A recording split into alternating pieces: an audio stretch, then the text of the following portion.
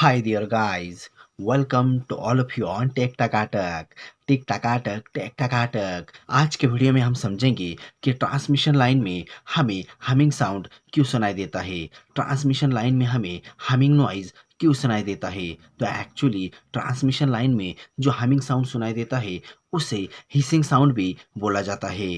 So that humming sound and hissing sound दोनों का मतलब सेम होता है। सो यहाँ पर इम्पोर्टेंट बात आती है कि हम जब भी ट्रांसमिशन लाइन के पास या फिर ट्रांसमिशन लाइन के नीचे खड़े होते हैं तो हमें हिसिंग साउंड क्यों सुनाई देता है।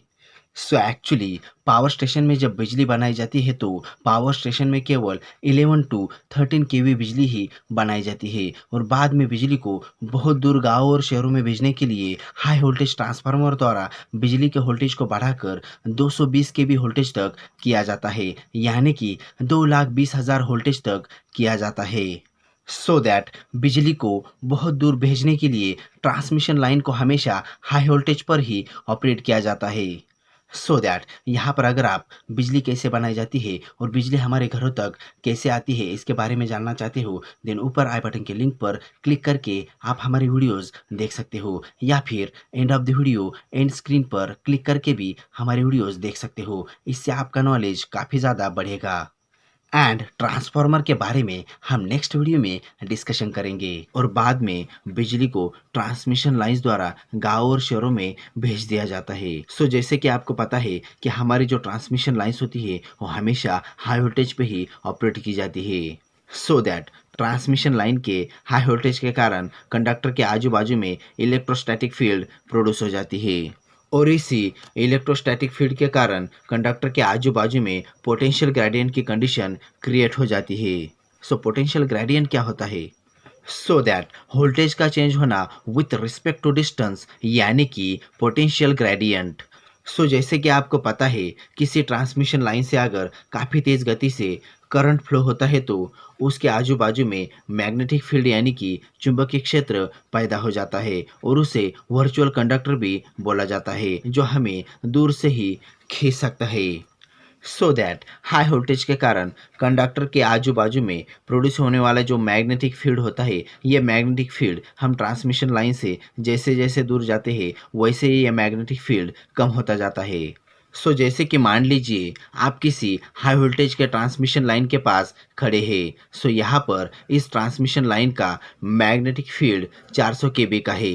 सो यहाँ पर आप ट्रांसमिशन लाइन से जितना दूर जाएंगे उतना ही ट्रांसमिशन लाइन का मैग्नेटिक फील्ड कम होता जाएगा, जैसे 400, 300, 200 और 100।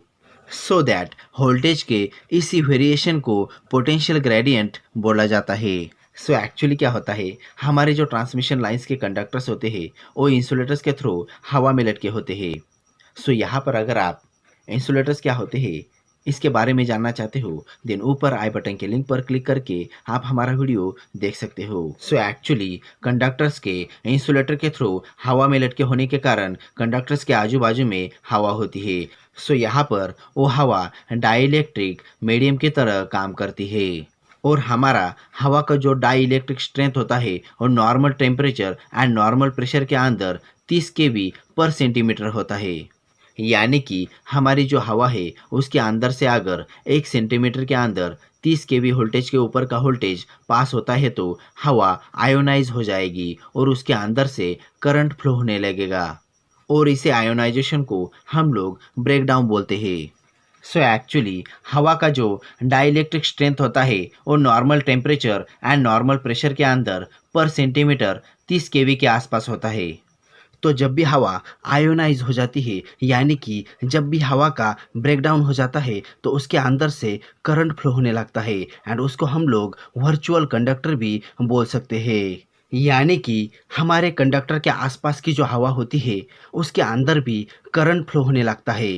तो जब भी हवा का ब्रेकडाउन हो जाता है तो उसके अंदर से हिसिंग साउंड निकलता है, यानी कि हमारे कंडक्टर के आसपास की जो हवा होती है उसके अंदर भी करंट फ्लो होने लगता है।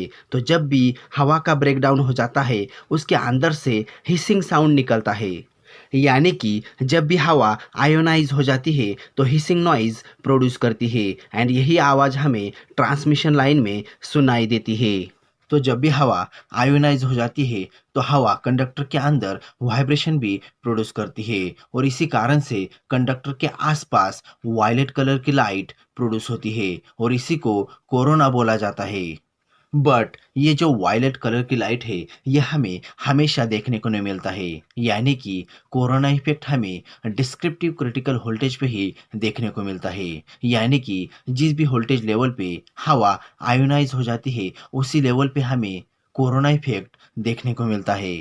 उसी तरह से विजुअल क्रिटिकल वोल्टेज यानी कि minimum voltage required to corona glow, यानी कि विजुअल वोल्टेज के ऊपर कोरोना जाता है तो ही हमें कोरोना ग्लो देखने को मिलता है। यानी कि ये जो विजुअल वोल्टेज है ये अलग अलग कंडीशन में अलग अलग हो सकता है, यानी कि बारिश के सीजन में ये थोड़ा सा कम होता है, यानी कि कम वोल्टेज पे ही हमें कोरोना ग्लो देखने को मिलता है एंड नॉन बारिश के सीज़न में ये थोड़ा सा ज़्यादा होता है। एक्चुअली बारिश के सीज़न में सबसे ज़्यादा कोरोना होता है क्योंकि बारिश के सीज़न में हवा में बारिश के पानी की मात्रा होती है।